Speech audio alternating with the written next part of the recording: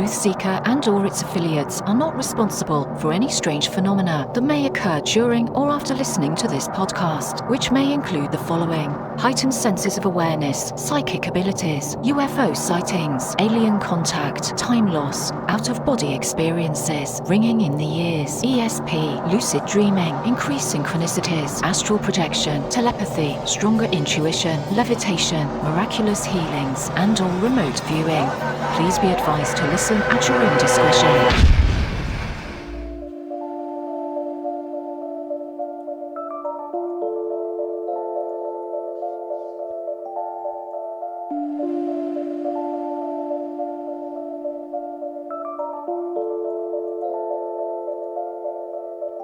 Won't you come and take me away? I just wanna be with you. Won't you come and take me away? To a place to walk on troubled seas, faith to stand when I don't believe. I just wanna be with you. Won't you come and take me away? I just wanna be with you. Won't you come? You are now locked into the Truth Seeker podcast. Gargoyles! Psychics! Everything's ungodly! Dark's at it! Streaming live at truthseeker.com. She's not a Christian! Give it up, y'all. Your portal to the paranormal, esoteric, and all things spiritual. She's tampering in dark's at it stuff! And now, your host, Truth Seeker. What's up, ladies and gentlemen? I'm your host, Truth Seeker. This is the Truth Seeker Podcast.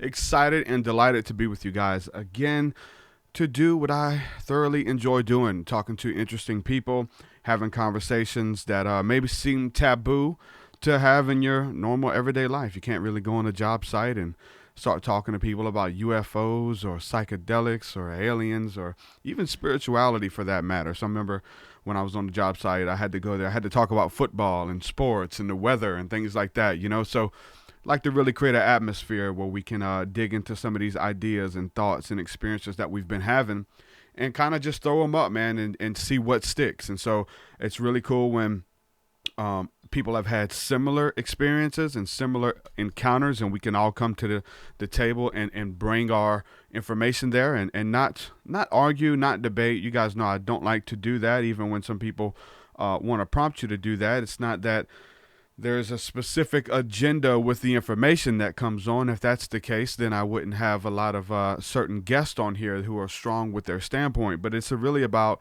exploring the information for what it is and seeing if it fits. And I think that a lot of us are having very similar experiences. There's more insight that we can get with the more people that we talk to and really have like a judge of character for people and just see where they're coming from. So we got a good show for you guys today. I'm going to be speaking to David Curtis about his UFO encounters, and he got some really interesting information on how it ties into spirituality and the occult and things like that. And so I think they go hand in hand. I think they're good for the most part. You know what I'm saying? That when we talk about having an agenda, that's an agenda. You know, those are my experiences, my encounters. Other people have had similar encounters, but then again, we've had other people on the show, such as Carrie Cassidy and some other people who say, wait, these things may not be as pleasant or as good as we, think they are or want them to be, for that matter. I think I want them to be the saviors. I think I want them to be the ones that are watching over us and have been here since the beginning. And I think they are. So, but I think it's just about looking at the information for what it is. And I'm definitely open to that, to have those conversations. Before we go any further, I got to say thank you to everybody who is supporting my work, my music, my podcast. You guys enable me to do this full time. I'm now doing this full time. Just stepping out there on faith, man. I've been doing this for about 6 months now. It's been going great. The numbers have been increasing like daily.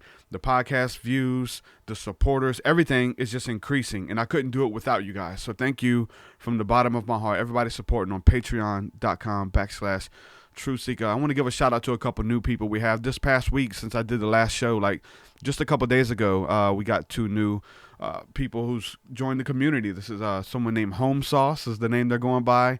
Samantha, Christina, welcome to the family, and everybody else who is supporting. Thank you guys so much. If you want to support my work, you could do so for any level of giving, anywhere from $1 to $5, $10 a month, whatever you're able to do would mean the world to me. Head on over to patreon.com/TruthSeeker. There you'll get access to exclusive podcasts, my entire discography of music. I do hip hop and rap music about these topics that we're speaking on today, about UFOs, spirituality, all of that good stuff. I tie all of this information and all my research into my music, and then do the podcast where I kind of break it down and go into some of the detail of those encounters and stuff that are in my music. So you get access to that. We also have Thursday nights, which is called the School of the Mystics that we do, which is going to be tonight, 7 p.m. Central. You get access to that. This is a roundtable discussion.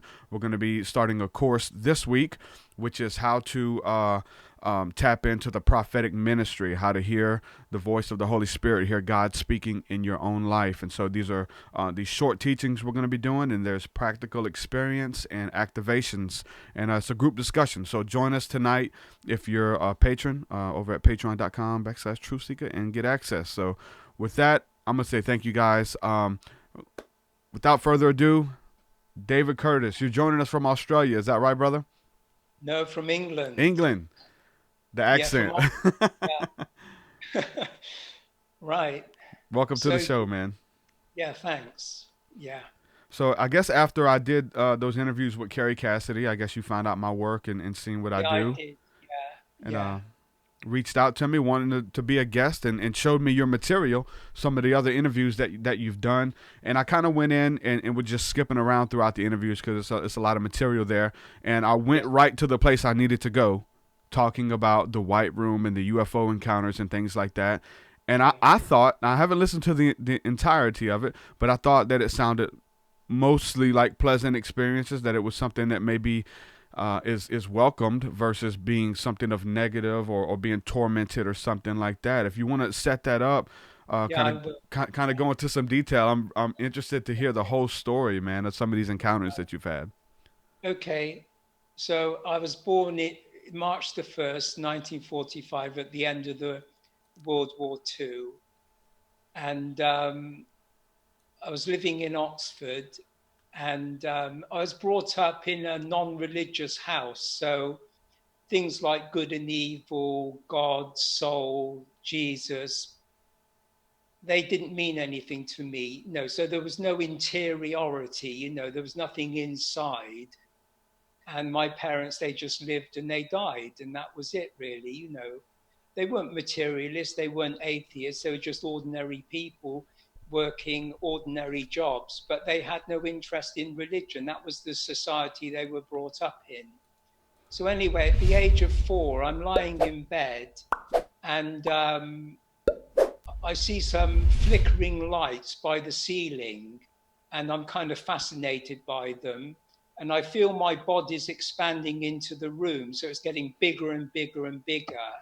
I get a bit freaked out and put my head under the pillow, and I see these entities running around. So that sounds like a typical abduction. I have no memory of an abduction, but something strange was going on with myself.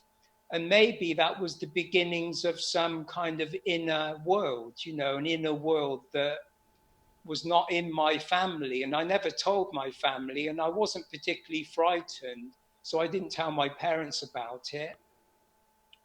So then I move on to 15. I joined my sister, who's married to an American in Portsmouth, New Hampshire. So I go over there, I go to high school, and he's just come out of the Air Force, and he's a lab technician in the local hospital, and he gets me a job in the Air Force Base. Well, I'm working in the Air Force Base. This is 1961 in the fall. And right when I'm working there, the most important UFO abduction case is being investigated right at that moment in that particular Air Force Base. And it's the Betty and Barney Hill abduction. And John Fuller wrote a book called interrupted journey in about 1967. So I'm at a place that's very strategic. It's the first major abduction. In the 50s, they called it contactee. So like George Adamski would say, you know, he's a contactee of with Venus. But since Betty and Barney Hill, it became abduction. So that was like, I had this 4-year-old thing, and then it's kind of like you tick another box. It's like suddenly I'm right at the center, you know. There's a maneuver like on the chessboard, and I maneuvered to go over to America. I believe it's all orchestrated.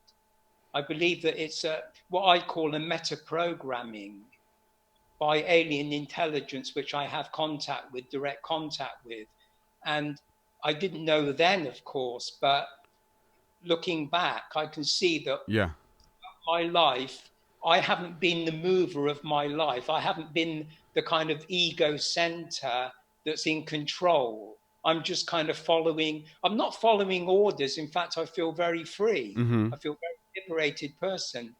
But I feel that somehow I'm kind of receptive and adaptive. And I've been to India, I've been all over. I've lived in about 50 different places. Right, so is it? Let me ask you this. So, is it this inward? Is it this inward knowing? Like, because you said you don't feel forced. It's like, you know, in your heart of hearts that there's this divine purpose that you're here for. There's this part of your journey, and if you submit to it, amazing things begin to happen. Your life begins to be orchestrated by essentially the hand of the divine. Or you can kind of step away and say, no, I'm not going to entertain that. I'm just going to do what I want to do. That's what you're talking about, correct? Yeah, right. I can go into that. Well, at 15, my sister and brother-in-law, they go to California. I get kind of abandoned. So I'm literally on my own at 15, 16. And I'm with an American family. And then I get a job in a summer camp. And I literally have no money and nowhere to go. So I've got to literally ask people to look after me. So I get picked up by this American family, and I'm taken to New York, to Poughkeepsie, which is about 50 miles north of New York City on the Hudson River. And I live with a family. The man is an IBM person. He's an inventor, and he's got many patents on computers. And when I leave high school, he gets me a job on the Apollo rocket. So I'm doing some basic work in working on modules and microscopes on the Apollo rocket. And then I go to the State University of New York at Stony Brook, Long Island, near Manhattan.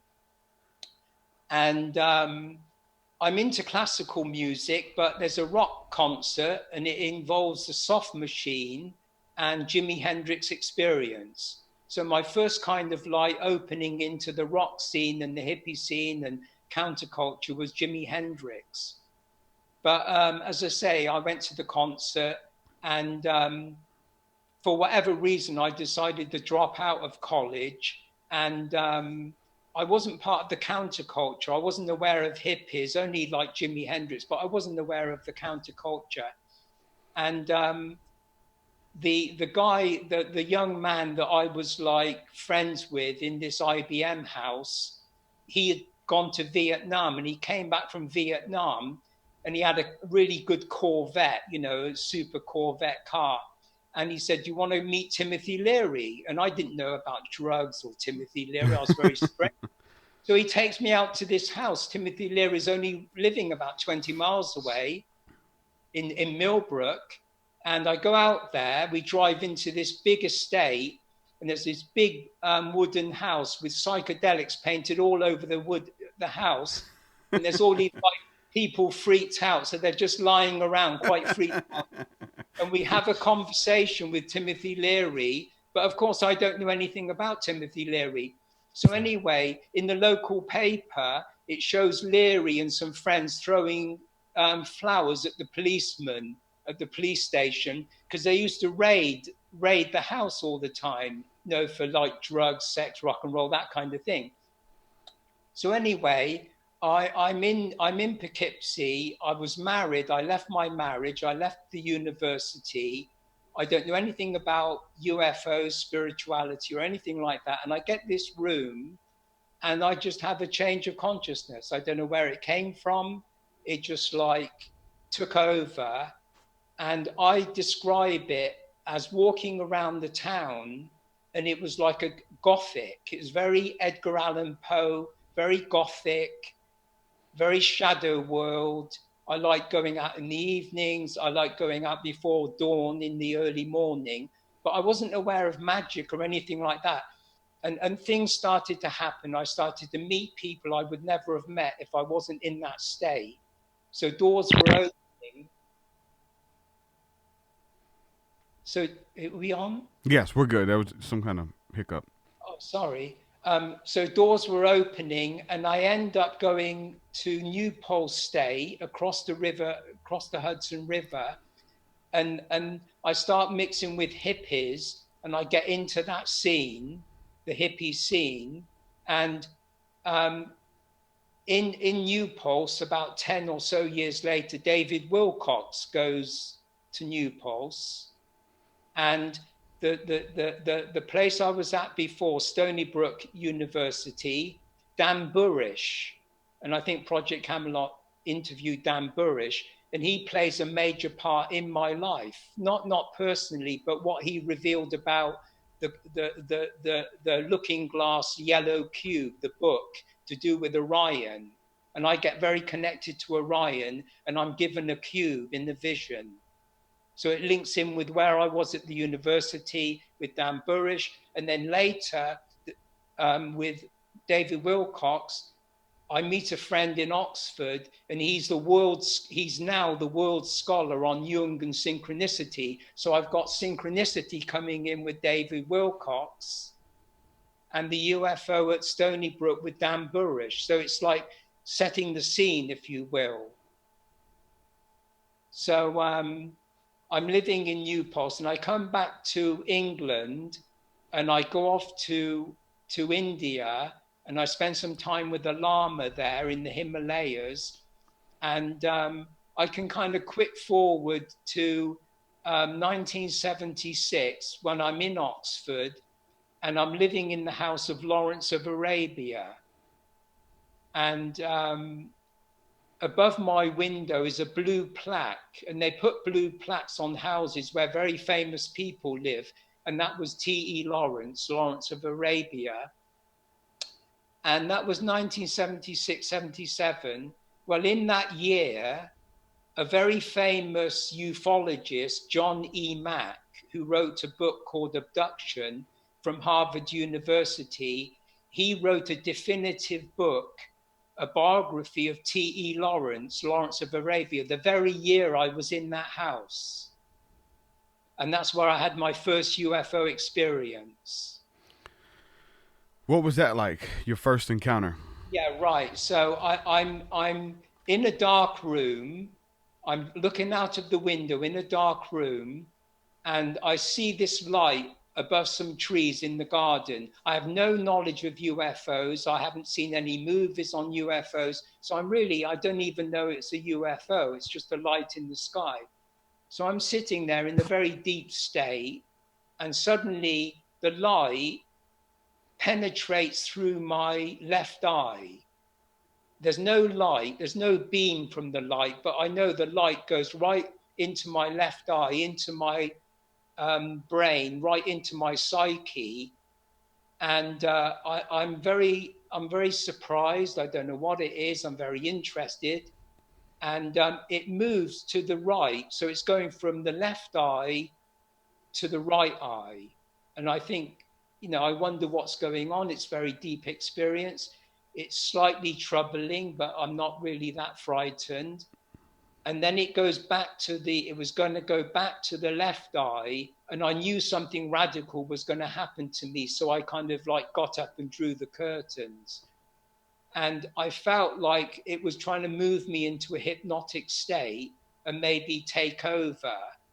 And just like in my 4-year-old experience, although I was expanding into the room, I stop the process and put my head under the pillow.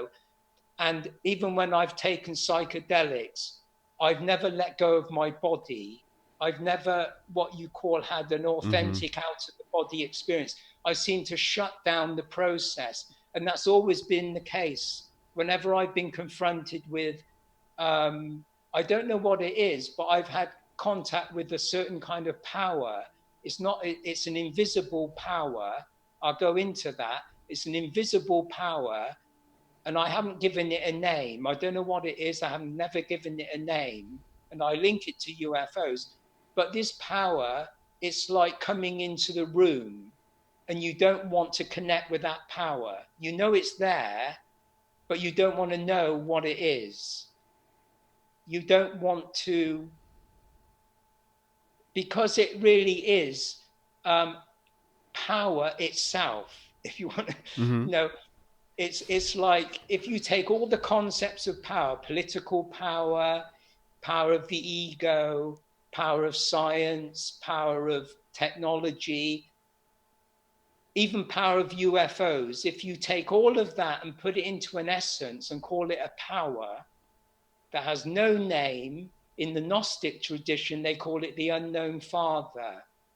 In Tibetan Buddhism, they call it the one mind. In ancient Egypt, they call it Thoth, or the one. It's the one, it's the emptiness. I've actually entered that now.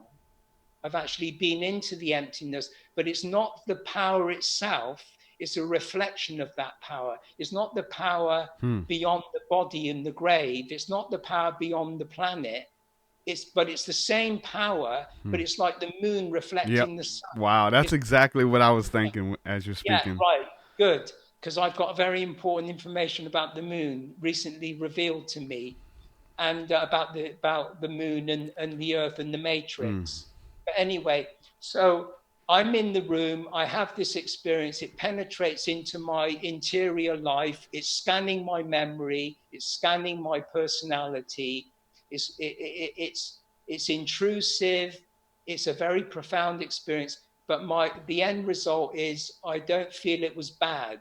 Although it was very intrusive, I don't feel like it wasn't meant to make me feel that I didn't want further experience. Did it feel good? Was it euphoric at all? A lot of people talk about having those similar encounters, or even though they're strange, otherworldly, it's euphoric. You feel relaxed. You feel like you've had soma or something, right? Like, did you feel that at all? Was it intoxicating? Well, not the first experience wasn't, but I can. That's 76, 77. And as I say, it links in with Johnny Mack at Harvard. Well, you see, Timothy Leary was at Harvard, and Ramdas, Richard Alpert, he was at Harvard, and they both visited the Lama that I visited in the Himalayas near Tibet. So you're just like right behind them, maybe? Yeah, that's exactly right. So if I go forward to 1984 in Oxford, and I call it the powerhouse, because I'll go into the power. I call it the powerhouse. You go through the door, and there are two black pillars.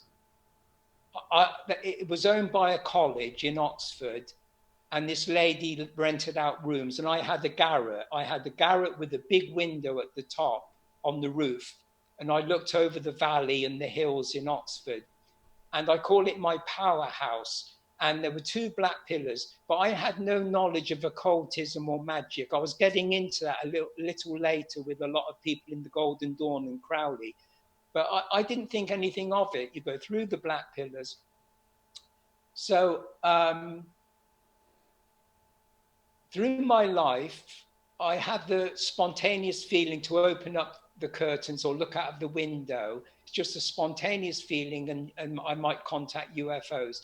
So this is my first contact, my second contact with UFOs. So I open up the curtains, and I just have this feeling to look to my left, there's a light, look to my right, there's a light in a gray sky. So it's a gray sky, two lights. I write this play about two UFOs in dialogue, and it's as if the UFOs are thought forms having telepathic conversation. I'm so freaked out by that manuscript, I literally throw it away. I don't even get into it. I'm so freaked out by it. And I liken it to, like, if you're in the house with two spies from MI5 or CIA, and they're talking about very important information, you don't want to know that. You know, if they know you've got it. Yeah.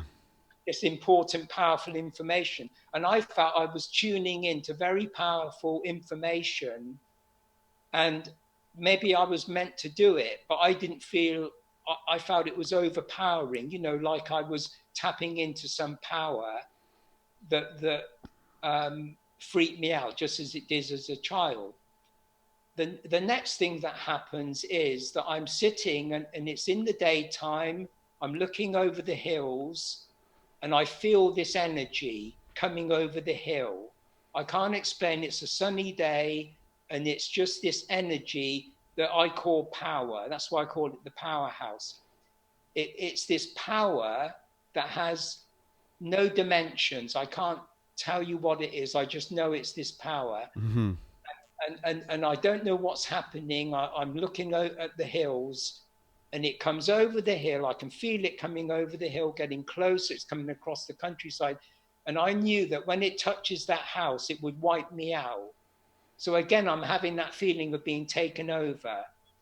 But this power, I didn't see anything. I didn't have anything in my mind. But it's hard to explain. It's just this invisible presence. What do you feel like, though? Is that the euphoria when it comes? Is it a good thing, or is it scary and good? I mean,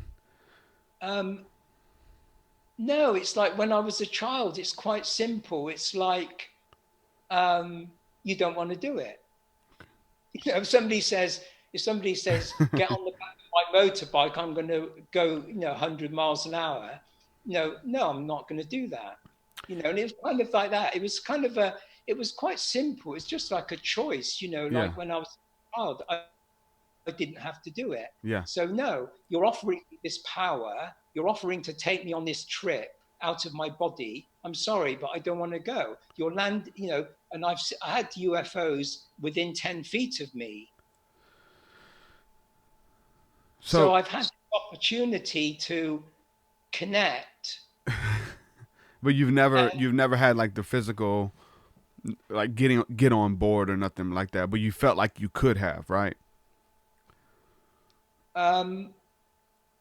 Let's put it this way. I think there's a reason why I don't want to be taken over. It's to do with independence. It's to do with freedom.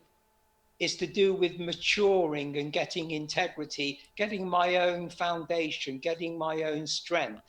Now, throughout my life, I've made contact with a lot of famous people, a lot of powerful people, gurus and pop stars and all that I've made contact with. I've had a chance to be published by Oxford University Press at the highest level. I've never accepted any of that.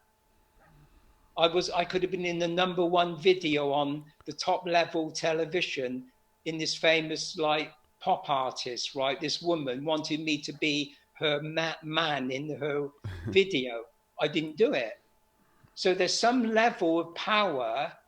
There's some level of power that's not only invisible from another planet, from another dimension, but there's power in the world. It's invisible. Yeah. You can think of politicians, and you can think of very rich people, the Illuminati, the movers and shakers. My friend's a world scholar. He goes all around the world. It's like a think tank.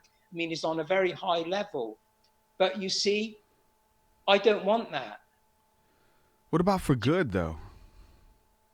Using it for good. We mentioned the Illuminati. I mean, they just released a video like 2 days ago of one of the biggest pop stars in the world right now, a guy called The Weeknd. Somebody was filming his set, and on the screen behind him, it flashed the word Satan really fast, and they had it recorded, and they freeze framed it. And so it's like they are getting power. There's a power out there. You can use it to tap into it for good or for bad. But you have to kind of pay homage to a god or a Thoth, or look at, you know, we look at the people who've kind of went before us, or if we're talking about Crowley or these type of people. But I think, and it could be definitely used for bad. I think that's the most what we see going on, the Illuminati, things like that, seats of power. But I think it could be used for good too. Like if we follow that intuition, that spiritual guidance, and I link that to this because a lot of what you're talking about sounds like the pranayama spirit that's just permeating through all life. The Kundalini, the Holy Spirit. It sounds very much like this in these encounters that people have had with the awakening of the Kundalini, the baptism of the Holy Spirit. Feels like this intense fire. There's a fear there, but it's a good. It looks over their life, knows everything about you, loves you. It's okay. It cleans out all the wrong, and sets you on that life journey. And it sounds very similar to. That's why I have to bring this up with the UFO experiences, because to me, the UFOs are the angels of the holy books. That's just the angels of the creators. What would you say to that? Yeah, well, in Jungian psychology, you know, we have a body, there's a spirit, and there's the psyche, right, where we dream and have visions and out of the body and psychedelics, all of that. Now, that's not necessarily the dimensions. You know, the spirit's a dimension, the body's a dimension, but the psyche, what they call Maya, the illusory body, they say it can be like a size of a sesame seed, just a seed, or it can expand to fill the universe, like the Atma and Brahman and the Atma. So in a sense, the psyche is in the one sense, nothing and everything, right? So if in the psyche, you meet entities, right? You meet entities. Now, they could be UFO entities, they can be angelic, they can be satanic. And I've met quite a variety. I've met hundreds of entities, but I've never spoken to them or anything like that. So I'm in this powerhouse. I wake up in the middle of the night. I'm looking at my body, and above my body is a figure lying above my body, and it's the devil, right? So it's Satan. Now, in Steiner, Rudolf Steiner, anthroposophy, he talks about the guardian of the threshold. I see it as the Kundalini, right? So it's the awakening of the Kundalini. But it's satanic. It has a dark force. So they call that Kali, the black goddess Kali. But it's lying above my body. And I think it's a beautiful looking being, right? It's a beautiful looking being. And so then I have another experience. I'm lying in bed. I'm not awake. I'm aware of myself as a fetus. I'm lying in the fetal position, and a hole appears in the top of my head, and my perception goes out of the hole at the top of my head, and I see like a sea of infinity, like blue and white waves going off into infinity. So I see that as the reptile. In fact, lizards and reptiles have a third eye. You can't see it, it's atrophied, it's there. It's there in the third eye. So in the ancient world, everybody worshipped the dragon, and that symbolizes the third eye. But it also symbolizes Draco, the pole star in Draco, because that's your guide star. So when you travel by sea in the ancient world, everybody worshipped the dragon because that was your guide in the heavens. So when you travel by sea, or you're always looking for the pole star in Draco. Now, in the UFO community, you know, the reptilians have got a bad press. But I've never had that particular point of view. Now, the point is that when I had my first awakening in Poughkeepsie, and I dropped out of college, and I felt I was in this different kind of dimension in the city, different dimension. that there was a terrible aspect to that. It was a very, very terrible aspect. But as you say, it was also euphoric. It was like double-edged. It was like good and evil. It was like yin and yang. So there was like a terrible thing, and yet at the same time, it could switch to something really euphoric, really ecstatic. Yeah. So I've always had that polarity in myself, where I don't take sides. I don't like to take sides in politics. I don't like to take sides in the alien agenda, the conspiracy theory. I like things to happen to me, good or bad. I take the rough and the smooth. I don't kind of like shy away from anything. I've gone very deep into things in myself. And I feel that's the fabric of the psyche. That's like these entities are really Maya. And I'm afraid that a lot of what people think about the UFO and entities is really, you might say, thought forms. And they're both revealing something to you, and yet they're not to be taken seriously. They're not the reality. They're not really to be confused with spirituality. Spirituality is one thing, that the spirit, nirvana, and whatever. And I think that people are taking sides like reptilians versus Nordic. Yeah. That kind of thing. But I treat the angelic, I treat that kind of thing as entities. Yes. Who are revealing. They're bringing something to you, to reveal something to you, and you've got to weigh things up. You've got to kind of like weigh the good and the evil. You've got to like the tree of the knowledge of good and evil. You've got to kind of, and it says the tree is to be desired to make you wise, and the serpent is your guide. In the Gnostic tradition, the serpent is your guide. If you look at the Tao, which is the way, that is the dragon path. That is actually called the dragon path because it's Draco. It's your lodestar. It's your lodestar. And in England, we call them ley lines. Okay. I lived on the ley line when I had my first UFO experience in Oxford. It was on a ley line. It was on a dragon path. So let me ask you this: when you're talking about being contacted by the UFOs, or getting that intuition to go look out the window, and there they are. I've had very similar encounters. Look up to the sky. Okay. You acknowledge that they're there. They kind of like wave at you, and then they're gone. And then there's a download. There's a knowing. There's an intrigue. There's an awe.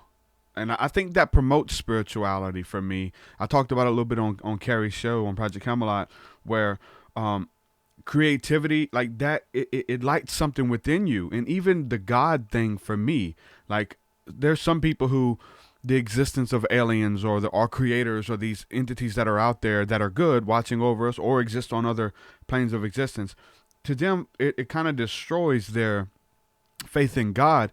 But for me, it makes it more real. It makes it tangible that this isn't just a theory. These aren't, these stories that were passed down, and God isn't so far away that we can't interact with that realm, but they are watching over us. They're in outer space. They can come in and out of our dimension. There's so many layers to it. And so it builds my intrigue and almost gives credence to the beliefs that I have about spirituality, about God, about the ancient text, about the Bible, those type of things. It all kind of fits in there. But so when it comes to being contacted, and you said you've had open contact for a long time, that's one thing that comes with these experiences is open contact. And you mentioned being contacted, but have you done the work on the other side where you go out and there's a term called summoning UFOs? Have you ever went out and did a ritual, raised your hands, did a prayer, whatever the case is, and contacted them, and they have appeared to you? Yeah, well, as I say, that my first 1976 in Oxford, then I had my second, which was 1984. And if I go forward to, say, 94, I'm living in the north of England, in Lancaster, and I decide to go out. It's freezing cold in the winter. I go out, and the constellation that's closest to Britain that dominates the sky is Orion, right? So I went out. I didn't know anything about Orion at that time. So I look up into the sky, and there's Orion.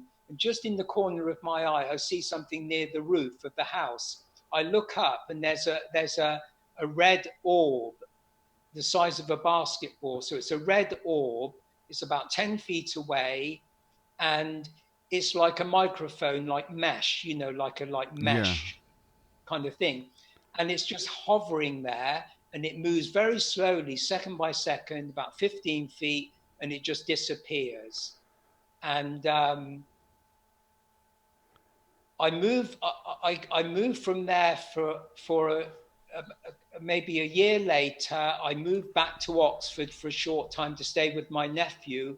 He's just finished university in artificial intelligence. So he's got a degree in artificial intelligence. He's got this place in Oxford. I spend some time there with him, and I decide to go out on the porch. So I go out on the porch, and there's this red orb again, this sphere right in front of me. And it's just hovering there. That's 200 miles away from the former one. And then I realize I'm being monitored. Right. So that's, and that's connected to me looking at Orion as well. I was actually spent time in a room just looking at Orion before that happened. So that would be my fourth. Then I moved down south near London, where I'm living now, and I decided to do a UFO watch from my window. So I opened my window, and Orion's up in the sky just above me. And what happened in the daytime, my friend who is a professor of psychoanalysis, and he's, as I say, a world scholar on Jung and synchronicity. He went to Glastonbury, which is very occult centre where the Arthurian legend is. When he was at Oxford University, he took a couple of years out, and he got into Crowley, and he had the book Israel Regard's encyclopedia of the symbols of the Golden Dawn, that kind of thing. So I looked into the book. I looked into the book, and I thought, well, I look at a pentagram. I just thought I'd look at a pentagram. And I thought, well, I think I'll draw the pentagram outside the window. But when I had the thought to draw the pentagram outside the window, I had never practiced anything magical before. And I don't know why I did that. I literally don't. But when I get the feeling to do something like that, I just do it. So I go outside, and I drew this pentagram on the floor in pastel. I think it was like a purple color. So 9 o'clock at night, I'm standing there, and just above me, by the roof, only about 20 feet away, these 5 UFOs come over in pentagram formation. And they're like very slow. They're like hovering just above my head, and they're like 5 discs. And they were the most beautiful thing I've ever seen. They were golden orange. So they were like discs that were golden orange, and they seemed to be hovering just above my head. And they didn't have any dimension. So it's just like a kind of like pure light. So, and they seemed to be spinning, and they just went in front of me and over the pine trees and by the military base. So the military base plays an important part in my life. I was in Portsmouth, New Hampshire. That was a military base to do with nuclear warheads. And now I'm near a military base here, and the UFOs disappear near there, and it's on a hill. So this is on a hill. So I move into the place I am now. I move from there to here, and I'm sitting at 11 o'clock at night, and 5 UFOs appear near the castle, because when I'm looking out now, I can see the castle in my window. And these 5 UFOs appear in a vertical formation. They 1, 2, 3, 4, 5. I look at them through my binoculars and they look fairly solid, greeny, kind of red. And then they disappear one by one. And then this silver cylinder appears, this big silver cylinder. And I look at the silver cylinder, and they could have gone into the silver cylinder as a mothership, but I don't know. And then I watch it go down towards the ground. It goes down towards the ground and it disappears where the military base is. It seems to go into the ground where the military base, this silver cylinder. That was my last experience in 2008. So, you know, you've got to weigh these things up. You've got to like take all that aboard. Yeah. And, you know, why are they you know, you think of what was the point of that? You know, like, I know about UFOs. Why wasn't something more revealed, if you know what I mean? You know, why? That's why, because all of the encounters you've had, you've seemed like you've had a lot. I've had a decent amount as well. That changed my life. I mean, I'm doing this show. I'm pursuing this work now because of these encounters. And you would think that you would have more detail. You would know the agenda. You would know the names. That's why I always question a lot of the people who go on shows and they claim to have it all figured out. Like, the information is still slippery there. Like, I don't think, like, people, like you talking about the war between the Draconians and the Palladians and the, you know, Orion Council of Light are here to do this. People seem to have a lot of info, and for as much encounters that you've had and I've had, I would feel like, and I could tell that, you know, you're telling the truth. Some of these people, I think there's a lot of people who are just kind of making it up, and they're selling books, and they're, you know, they have an agenda there, and it's hard to trust them. Do you feel like that at all too, without calling names or trying to sound harsh? Yeah. Because maybe they do, maybe they have had that kind of contact, but as much contact as I've had, I can't just take it and run with it, you know? Well, you know, in university, I studied philosophy and comparative religion. And I spent time in a Christian monastery. I met lamas. I met Krishnamurti, was quite a famous guru. I had very important experiences with him on a kind of transcendental level, etc. Now, the point is that, you know, where's the ground? The thing I ask in all of this kind of phenomenon, where is the ground? Is, you know, like you said, the Bible, is it Buddhism? Well, you see, what we call religion is like a hijack. I see religion is a hijack of Buddha and Jesus, for example. Buddha and Jesus, nobody knows the background.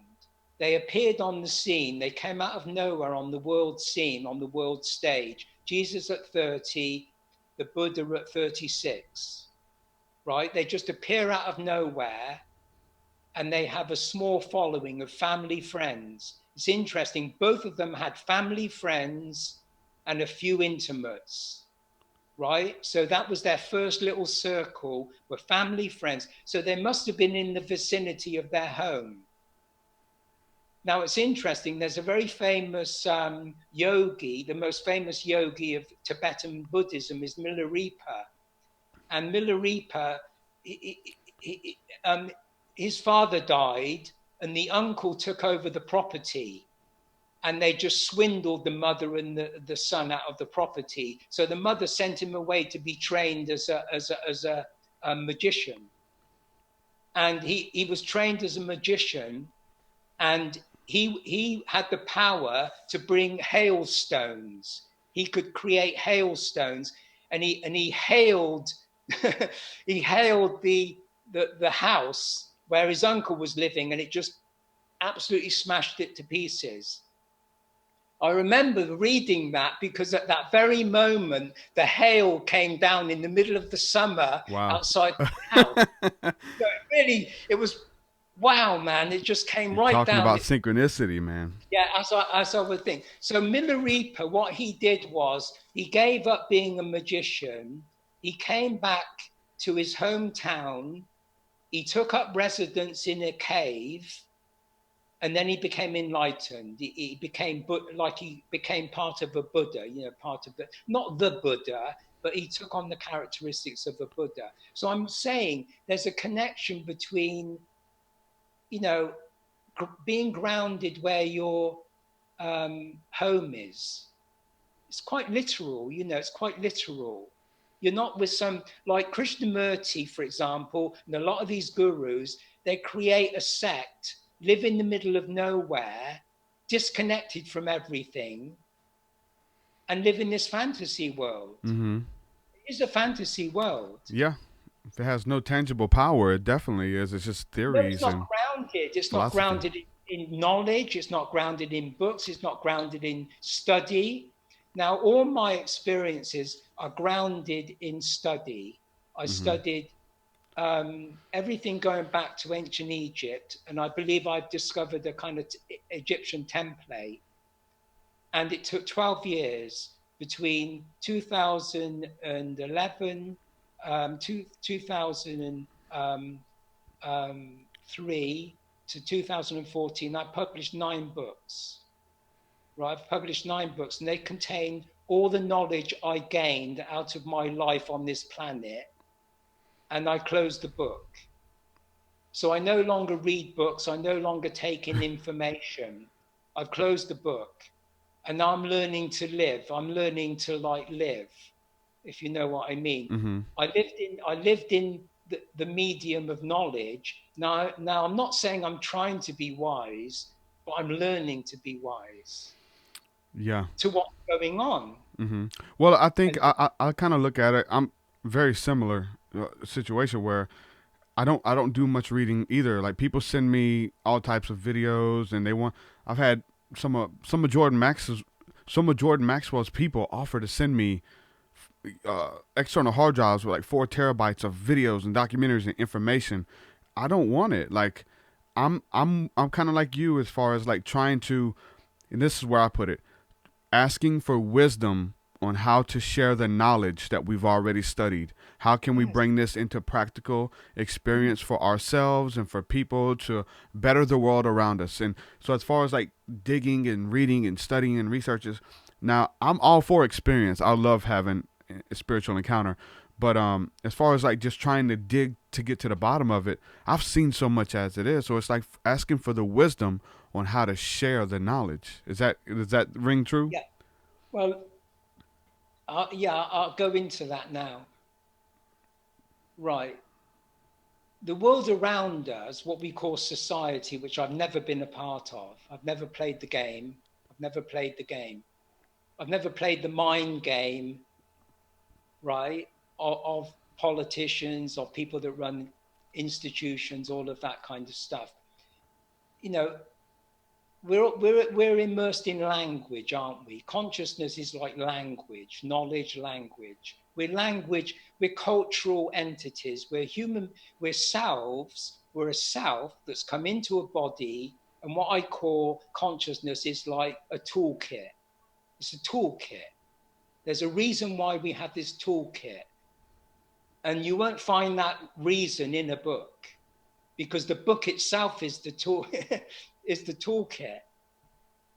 So everyone's got their language. In the family, you've got your secret language. In the politics, you've got your sub rosa behind closed doors. You've got the secret language in the Masons. Everybody's got their secret language, right? So the UFO, they've all got their little pockets of secret language, right? What is the language? What is this language of the human being? Now, see what I mean? Mm-hmm. We're moving outside of what we think language is to what is language. What are we supposed to know? We're here. You're here for what? 100 years now. We've basically lived to 100 years. What are we here for? 7 billion people. What on earth are we doing here? To go to the moon, to build an AI computer, to paint the Sistine Chapel, to build the pyramids. No, we're not here. I don't think we're here for that. That's a symbol of what we're here for. But what are we really here for? That's the wrapping. What's inside the wrapping? That's what I'm trying to discover. That's what I'm trying to open up now. Do you feel like this is some type of testing ground? Well, you see, of right and wrong and trying to figure things out, and almost like, you know, the life you live determines the place that you spend eternity, if you want to call it that. Well, you see, you can talk about the planetary fates and karma and character and type. So we're all types. I'm an artist, I'm a poet, I'm a philosopher. I can be all those types, right? That's the entity. Reptilians are types, Nordic are types, all these types. Mm-hmm. Right? They all embody language and knowledge, don't they? They're all sharing. They want you to buy into that knowledge, buy into this knowledge, buy this brand, buy this, right? And I'm saying that people have their concept of a secret language. People want to think they've got some real language. They mean what they say. They're telling the truth. They really mean what they say. But if you don't have the truth, how can you speak the truth? What is the truth? So my question is, I'm 73 the other day. Happy birthday, belated. Right. Question mark is, at my age now, wisdom is true. If wisdom is truth, what is that truth? And who's going to reveal it? Some entity? Or is there a Buddha and Jesus? You see, who were Buddha? Where did they come from? What did they discover in their cave, in their temple, in their whatever? And why did they come on alone? Why were they alone when they came on the world stage? They appeared to be alone. And yet immediately the family's there and the few people are there. It's a very interesting kind of conundrum, because they're coming out of nowhere, which means something. I think it like nirvana. Nirvana is supposed to be empty, and yet you have a diamond body. You have a diamond body. You have a body of wisdom, the Dharmakaya, and yet it's supposed to be empty. And the Tibetan Buddhists say nirvana isn't the end. You don't just get enlightened and sit in no man's land. That's only the beginning. You're a free individual. You've dropped your karma, you drop your conditioning, you drop your whatever. And now you can be a free human being and travel the dimensions. That's what they say. Whereas a lot of Buddhists say, no, you get Zen Buddhism, you get Satori, and that's the end of the journey. You've finished. But in Tibetan Buddhism, you're only beginning with your body of wisdom. Mm-hmm. It's not like you're at the end and you pack everything in. You're only beginning the journey, which is eternity. So we've got this paradox between infinity. We live in an infinite universe. And yet we've got this concept of eternity, the circle, the one, the unknown God, the invisible God. And that power that I talked about, I did experience that.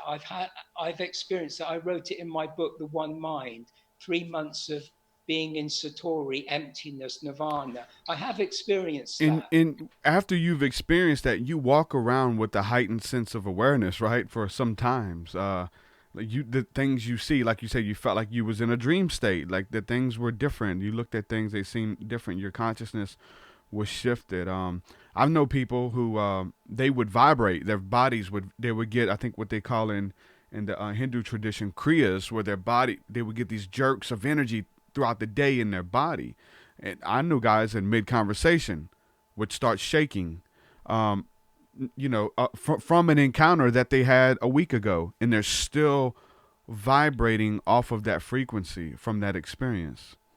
Yeah, well, that would be one of the 7 chakras, you see. But if you go out through the hole in your head, you go out, then you're in this emptiness. I mean, I looked out when I had that experience of the 1,000-petaled lotus, my perception, what they call consciousness transference in the secret doctrine of the Tibetans. And I looked out, so I did see the infinity, I did see something, and I came back in. But where I am now, where I'm sitting in this room now, I had in 2015, I had a 3-month experience, and I kept a journal every day, a diary every day, and although the world around me was the same, you know, like just sitting in this room looking outside at the castle, it wasn't the same world. But it wasn't the Gothic world, it wasn't the shadow world, it wasn't like the magical world. It was it was like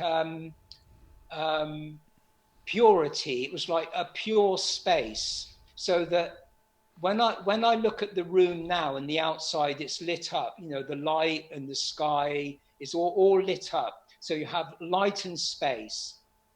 But being in Satori, Nirvana, it's not that space. It's not time and space.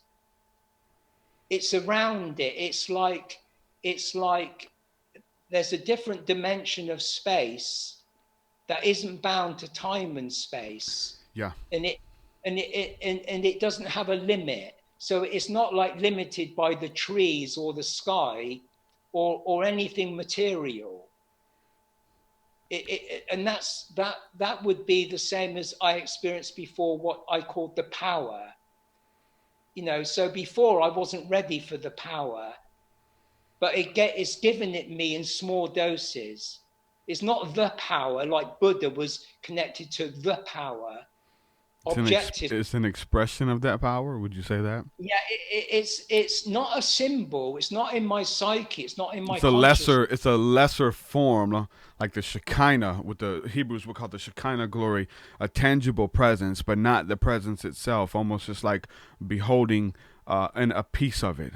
Like you said, talking about the reflection of the moon and seeing that image, which is the light of the sun. Expressed through the moon, and we get that light, and you walk with that.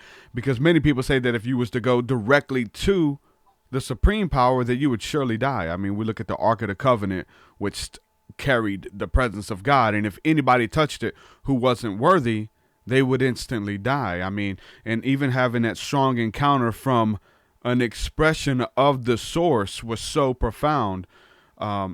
There's more, right? Yeah.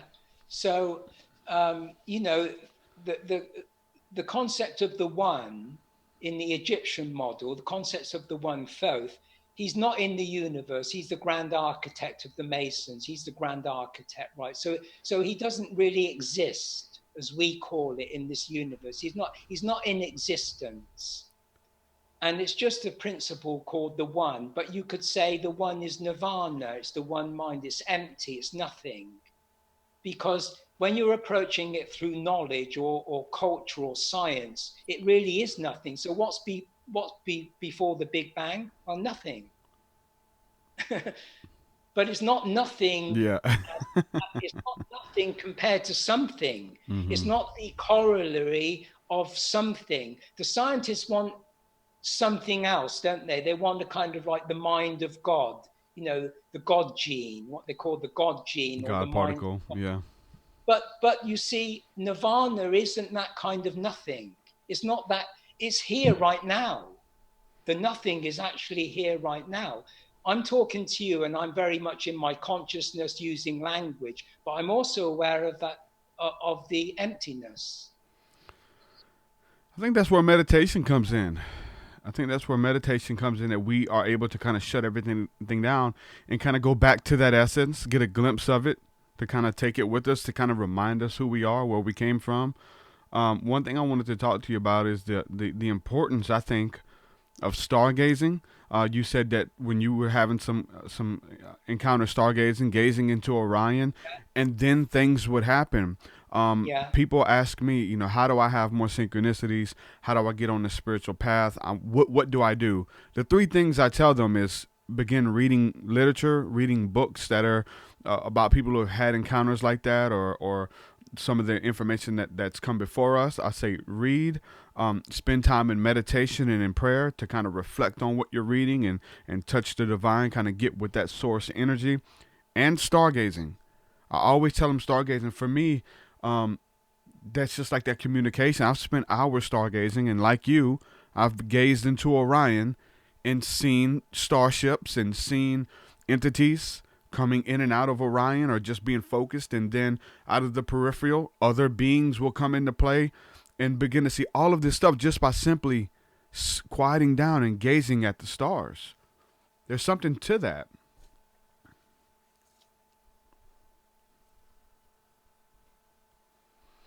Are you there, David, or did you lock up? You might have locked up. Yeah. Okay.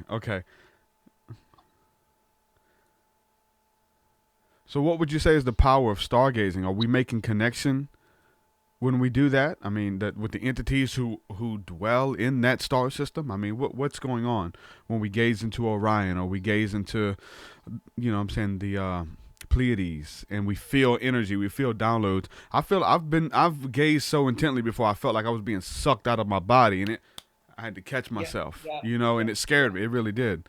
Yeah, I've had that experience looking. That there's a meadow in Oxford, and I used to go to this big meadow and just lie down, and I felt I'd be taken out of my body, which again, it's not happened to me. I think it's a matter of orientation.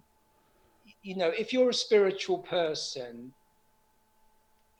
they call that in Gurdjieff's term, the guy called Gurdjieff, he calls it the magnetic center. In alchemy, and you call it the lodestone. It's a magnetic stone. And as I say, the pole star is a magnetic star. So, it's aligned to the Earth's axis. It's a line there. So the very first pyramid, the step pyramid, which a lot of my work's based on, I've had certain things revealed to me, but that's aligned to the pole star Draco. So it's an alignment. It's like you're aligning, like the ley line, the dragon path, the Tao, being in the Tao, being synchronicity, what they call the law of correspondences, the sympathy of all things. It's being intimate. It's like feeling intimate. If you go for a walk and there's birds and trees, or people you like, it's an intimacy. I think that's a very important spiritual quality. Is like intimacy, being receptive, connected. Connected. It's vulnerable, being vulnerable as well, because vulnerable, you think if you're open to people, open to you can be hurt because you're vulnerable. And in a way, the terrible aspect of the Godhead, which is the numinous, the terrible aspect of the Godhead, even the evil aspect is part of it, is part of the drama. So I've never closed off. I've not dabbled or anything in magic in that way, but I'm saying that when you're being intimate, yes, you can be a bit afraid. Of course, your instincts, you're afraid and you want a good experience, and you've got a whole kind of cornucopia of reactions. But if you've got the right intention, and you're building on something, there's got to be something there. You've got to have confidence in yourself that there's something there in yourself. There's got to be a place, hasn't there? A place you can go to in yourself, and that's what meditation is. Yeah. Is meditation is really a communion with the spirit. So if you're in communion with the spirit, the world opens itself to you. Mm-hmm. That's how I would describe it. I've never meditated myself, but it's a form. If you're stargazing, I think that's a form of meditation. Yeah. I'm saying if you're an artist and you go into the studio and there's a blank canvas, that moment, that's the nirvana, that's the white room in the way, that's the white square, nirvana, emptiness. Have you got the energy, the courage, the confidence to make a mark? You know, and like the cave paintings, they went in there, didn't they? And they made the mark. They scratched and made the mark. So I'm saying that, you know, being open and what I would call the act of creation. You know, there are always acts of creation, synchronicities, UFOs. They're acts of creation. They're coming out of actual creation. They're coming out of nothing, what we call nothing, which the scientists don't believe in. But we know it's real. And once you've had one experience, then you've got it, haven't you? Once you've had one thing. It's enough to start it. It's enough to get bit by the bug. You get bit. Once you've got, the bug bites you. Yeah, but once you've got it, it's not going to go away. No, I don't think it ever does. Some people turn it off, you know, people that we get busy, you know, things happen, consciousness shift, things change. I wish I did. Like, I wish I still had as many encounters as I used to. It's been a while since I've had a profound UFO encounter, and I was at a place where I was having them daily, like making contact daily. Now it's like I'm reflecting on what the hell was it? Like, what is it? And you know, and trying to talk to people and stuff. And then the information and knowledge from the research and even from the meditation or seeing the UFOs. It's not just about seeing something. I think people see stuff all the time, but communicating with it, connecting with it, and getting downloads of information and energy, that's a whole nother level. That's a whole nother thing that we're bringing to the table. And so, it's not about continuing to have the experience. It's about dissecting it and what does it mean to you. I think it's a disservice just to keep wanting more. I want another one. I want another experience. I want to see something else. Like, you've been privileged to see so much. You have to do something with the information. I mean, there's people, you know, who like chase after psychics and prophets and stuff like that. And I used to do that. Go to services where you want someone to speak over you a prophetic word about your life. And then the next week you want somebody else to do it, and you're just chasing this versus like, or even with the psychedelic experience, you want all of these psychedelic experiences, but you haven't done the work and the information that has come through. You have to dissect it and apply it to your life to go deeper. That's what's working for me. I've had those encounters, and I'm trying to make the changes and the adjustments to my life. And when I do, the information that comes through has been profound. It's been life-changing about, like you said, something, whether you want to call it God or the universe or the ETs or whatever, or if something is watching over us, it's communicating with us, and it has an agenda or a path for us, like a life purpose to affect people, to bring about good, to bring about change. And I've seen it in my own life, and I think it's very tangible and it's very beautiful. Yeah. All right, so we're in the body, right? We're born, you know, we're in the body. We don't have much memory of what happened before. So we're in the body, and we're a self. So 7 billion people, we're selves in bodies, right? And we've got this toolkit, consciousness. The spirit doesn't connect through consciousness. The spirit connects to you, right? So the spiritual awakening is a communion, a one-to-one communion, almost self to self in the Buddhist sense, Hindu sense, the small self with the big self. It's self to self. That's what I'm saying. It never goes away. Once that communion, once you've reestablished connection with the source. The inward dialogue. Yeah. Wherever you've come from, as it were, into the body, you've reconnected. And then consciousness has to do something about it, right? So you've got people that don't have that contact with their self or with God or whatever you want to call it, and they live in consciousness. They live in the matrix. They live in what the Buddhists call conditioning, Maya. So they're chasing their own tail. They're playing themselves. They're not playing an artificial robot at chess. You know, they're playing the game. They're really playing their own mind game. They're playing they're playing against themselves in chess. So we're all playing against ourselves. And I'm saying that the spiritual awakening, the the self to self, the one to one, isn't about consciousness. But we're here, so we have to, you might say, represent that communion, which is without knowledge. We've got to translate it into knowledge. So we have what you call genius. So the genius translates what she's inspired to say, or poetry or music. It's come out of nowhere, and they express it. And that direct kind of expression, that creative expression, is again like an act of creation. It's coming out of nowhere. And what happens with the establishment, the authority, the people that run the society, I call, it's called cultural capital. They don't love music and love art. They want the product. They want the brand to make more money. They hijack the creative artists, and they have patrons, right? So you know the Vatican's the patron in the Renaissance, and then you've got like people paying lip service. Well, I've never bought into that. My art, nobody's seen. Very few people have seen my art, because I'm not going to play that game. And like I'm on Amazon, I publish my books on Amazon. I put my pictures on Facebook and so forth and so on, and show a few friends.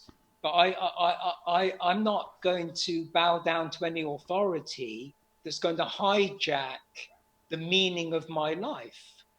The meaning of my life is to be in contact with the spiritual, to be creative, and to be independent, to be free. And I'm not going to play that game. I'm not going to play against myself, because when we play against ourselves, you sell yourself out. It's hard to get it back. We look at Prince, look at his story, man. And essentially what happened to him, and him changing his name into a symbol because they owned everything that he put out, and they had, they could approve or disapprove songs, and maybe the stuff he wanted to put out, they wouldn't release it. And that's happened with a lot of people having to change their message, or even selling their story to a network. I mean, if we're talking about ufology, let's look at the movie Fire in the Sky. What's his name? He sold his story, and they totally misrepresented it, and it made it like a horror movie, essentially, when it was something in the end beautiful. And he's working out there now doing the circuits to kind of undo what that movie has done, Yeah. And they want to change it. So I talked to James Gilliland too, and he's one who's out there on the front lines of the contactee experiences and initiating contact as well. And he's been approached to sell his story, but he won't, because they try to put the horror bend on it. That genre sells. I mean, there's, I went and seen a horror movie the other day, but it was good. There was an awesome message in it about psychic abilities. I seen the new Insidious movie, and took my daughter to see it. It is a horror because there's jump scares and stuff like that.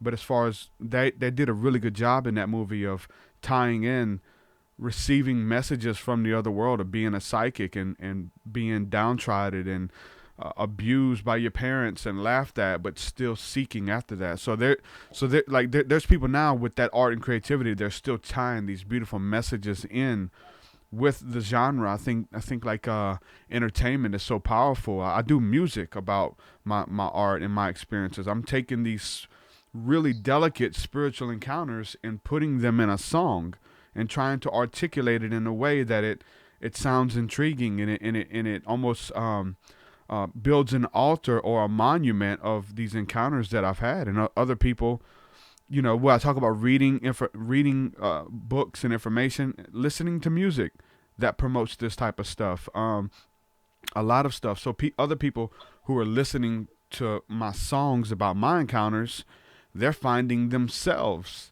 having these encounters with UFOs and spirits and meditation and things like that. So something with the synchronicity, everything ties together. Once you start giving your attention to it, you start noticing it in everything, and something's guiding you, something's leading you to everything you're doing. Some people never realize that, though.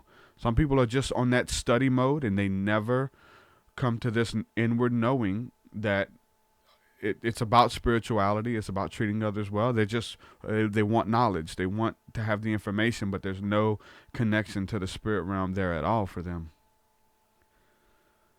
Yeah, it's a matter of networking, isn't it? You know, it's supernatural networking. yeah, because you got the Matrix. I've never seen the I don't watch films, but Yeah.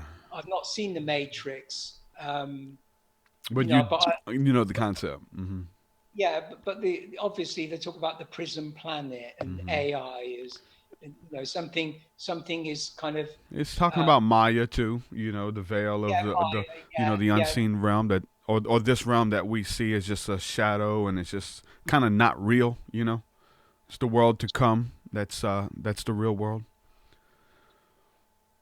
Yeah, I mean, you know, the things that we see around us, what we call history, and even the pyramids, you know, it's a language. I mean, in the end, everything in consciousness is a language, and everything's coded, what I call the symbolic code. But in the world, when we go to university and go to school and all of that, that's one kind of code. There's a propaganda, an indoctrination, and that kind of conditioning.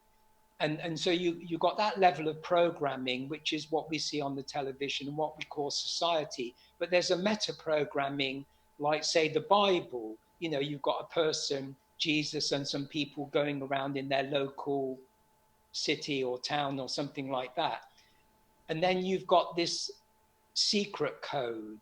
You've got this meta programming, this mythic, symbolic, magical language kind of in there.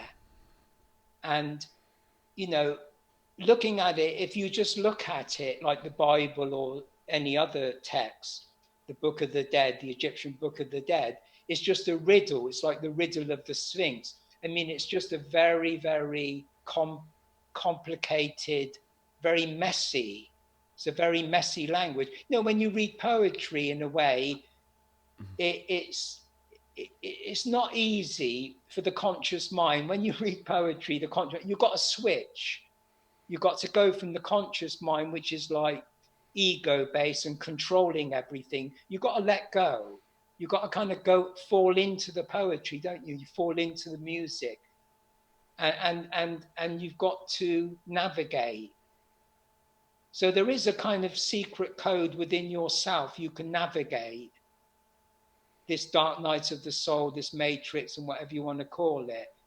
And as I say, it's like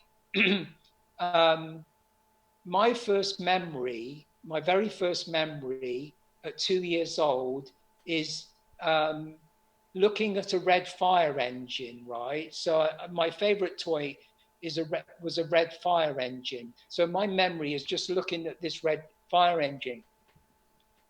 And something revealed that to me, and I interpret that as the chariot of fire. So the fire engine becomes the chariot of fire. The chariot of fire becomes the UFO. So at the age of 4 years, you know, I have this seeming abduction. So I'm saying that, you know, your life story is encoded, meta-programmed with mythology and symbol and magic, and it's making the connection. You know, you could live your whole life and not reflect on that level, but it's there. It's actually there. You know, the flowers in the garden. Or maybe your father, like my father, used to read detective books and cowboy, you know, that kind of American pulp fiction. You know, it could be anything that contains this symbolic knowledge for you. Mm-hmm. And yet you could live your whole life and not realize that something in your front room when you were a child, or some person you met, or some place you went to, there was something telling you something, but you just didn't see it. You just didn't listen. Yeah, that's so true. That's a fear, and I think that's what you always want people to experience what you haven't experienced and encountered. You want everybody to know what you know. I mean, just look at vegetarians, look at vegans. You know, they've got the answer, they found the antidote, and then they're going to go around and tell everyone and proselytize. And even with, Christians or any type of religion, you're going to go out and say, hey, I have the truth. You need to know this, what I know. And so, essentially what we're doing, just kind of having this conversation, sharing the stories, for many people, it already rings true. They've already had that inward knowing, that self-reflection. And for those who haven't, it's available. We're just letting them know that it's there. And it's just sad that people never encounter that. I mean, I have family members who, who have had a hard life. I've had a hard life too, but just to see them still continue to go on that path, that destructive path, when the path of goodness is there too. Like this realization, learning from your mistakes, learning from the mistakes of others, all of it's there, but some of them will never experience that. It's sad to fathom. It's sad to think of. I do believe in happy endings. I do believe that we can be happy and experience that, and I want that for everyone. But David, I appreciate you coming on the show, hanging out with me, bro. Do you want to share your links where people can contact you? I don't know if you have a website, but you've got a lot of interviews that you've done. You're also active on Facebook and things like that. If you want to share your links out.